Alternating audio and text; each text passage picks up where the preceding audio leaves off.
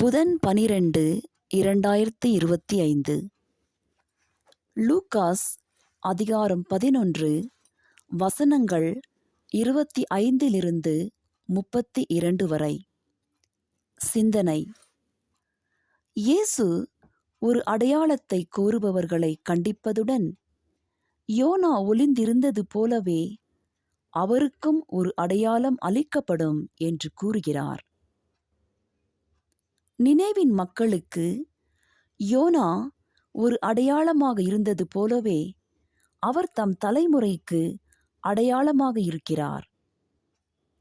செபாவின் ராணி மற்றும் நினேவின் மக்கள் ஞானத்திற்கும் மனமாறுதலுக்கும் வருகை தந்ததை நினைவுபடுத்தி, அவரை ஏற்க மறுப்பவர்களை தீர்ப்பளிக்க நேரிடும் என்று எச்சரிக்கிறார்.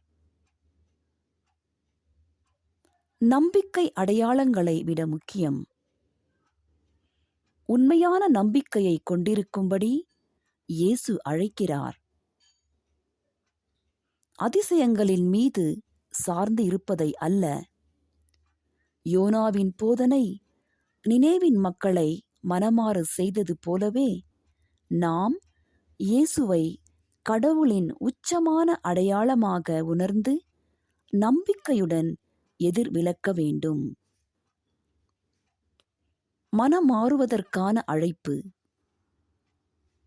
யோனாவின் வார்த்தைகளை கேட்ட நினேவின் மக்கள் மனம் மாறினார்கள். செபாவின் ராணி சாலமோனின் ஞானத்தை தேடினார். இவர்களின் மனம் திறந்திருக்கும். இயேசுவின் தலைமுறையின் கடினமான இதயத்திற்கு பெரும் மாறுபாடாகும். கடவுளின் அழைப்பிற்கு திறந்த மனதுடன் இருந்து மாற்றம் ஏற்படுத்த வேண்டும். இயேசுவே உயர்ந்தவர். யோனாவையும் சாலமோனையும் விட தாம் மேல் என்று இயேசு கூறுகிறார்.